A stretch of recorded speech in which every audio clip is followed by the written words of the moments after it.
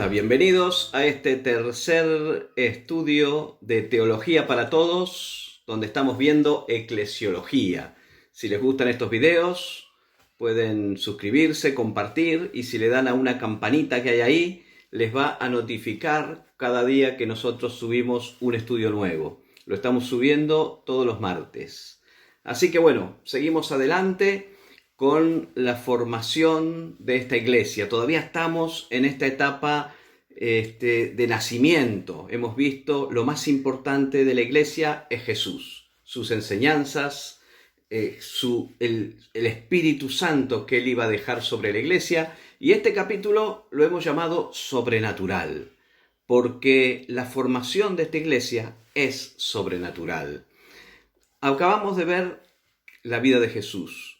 Ahora vamos a ver cosas sobrenaturales que contribuyen a que este grupo de personas se constituya en lo que luego serían 2.000 o 3.000 millones de personas. ¿Qué cosas tienen que ser tan sobrenaturales para que esto ocurra? Hay, sobre todo, en este periodo de transición de Jesús al gobierno del Espíritu Santo de la Iglesia, hay una cosa fundamental, que es que Jesús se aparece después de resucitado. Estamos viendo que Jesús se aparece después de resucitado en cerca de 11 pasajes bíblicos. En los 4 evangelios, en Hechos y en Primera de Corintios se mencionan por lo menos 11 veces. La Biblia no recoge todo lo que ha pasado, recoge lo necesario para que nosotros podamos avanzar en nuestra fe. Pero indudablemente esto ha tenido lugar y ha sido algo fabuloso. Se recogen cerca de 10 apariciones y tal vez las que no están recogidas en la Biblia. Estas apariciones están en Marcos capítulo 16, versículo 9, Juan 20, 11, a María Magdalena y la otra María, en Mateo 28 también lo mismo, del 9 al 10, en Lucas 24, 13 al 35, dos que van el camino de Maús, Lucas 24, 36 al 53, a los discípulos el mismo día, Juan 20, 26, 8 días después, a los discípulos ya con Tomás, que no creía que había aparecido, en Juan 21, 1 se les aparece junto al mar de Galilea, en Mateo 28, cuando él da la gran comisión, se le aparece en un monte, dice, vayan al monte y yo me reúno con ustedes en Galilea. Y en 1 Corintios 15, Pablo menciona que se apareció primero a Cefas, después a los discípulos, después a más de 500 y después a mí, dice Pablo, ¿no? También se le apareció a Pablo luego. Pero, y en Hechos capítulo 1 viene este capítulo que es la bisagra de la iglesia de Jesús presencial a la iglesia de los apóstoles bajo la guía del Espíritu Santo. Entonces, en Hechos 1 tenemos esa promesa que Jesús ya había dado a los discípulos en Juan 14, 15 y 16. En esa promesa Jesús había hablado de que el Espíritu Santo iba a venir y los iba a guiar, les iba a enseñar, les iba a recordar todas sus palabras. Entonces, en el capítulo 1, versículo 8, él promete esa venida del Espíritu Santo.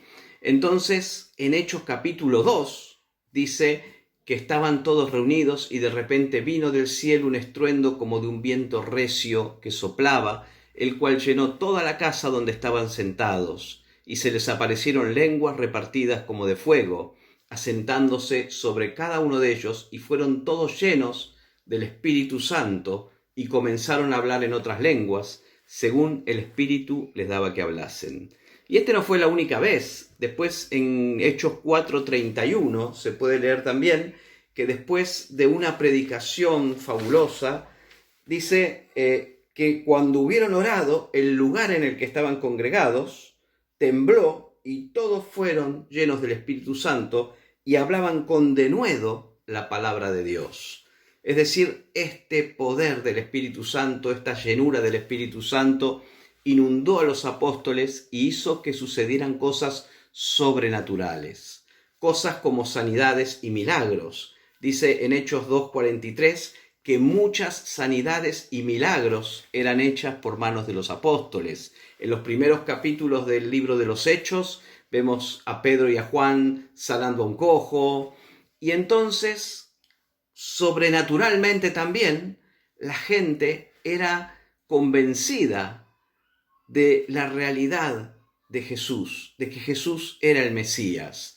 No olvidemos que estamos hablando de los judíos que habían visto muchos falsos mesías antes de Jesús. No era un pueblo fácil de convencer que Jesús era el Mesías, pero con todos estos milagros y maravillas y estas cosas sobrenaturales que estaban ocurriendo, estos judíos, la mayoría sencillos, empezaron a seguirlo por miles.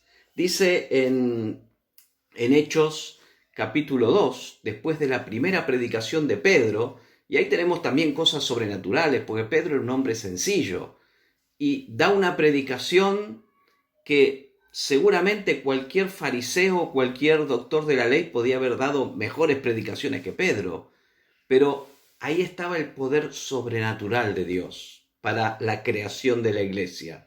Y entonces dice que después de ese discurso de Pedro, se convierten como 3.000.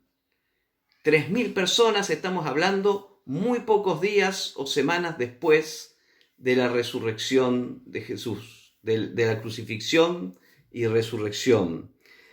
Dice en Hechos 2:47 que el Señor seguía añadiendo cada día a los que habían de ser salvos. Añadía más gente al grupo.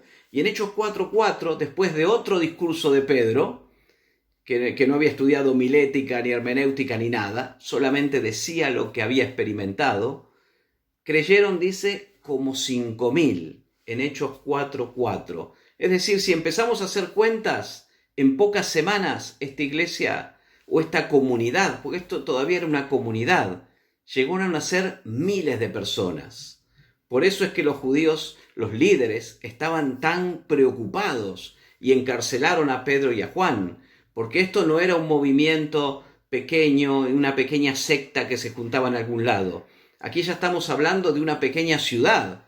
Para esa época tener 8.000 personas o más juntas viviendo en comunidad, eso era algo que llamaba mucho la atención. Y si además todo en esta comunidad era sobrenatural, eso era una bomba espiritual lista para explotar y llegar a ser lo que hoy es la iglesia.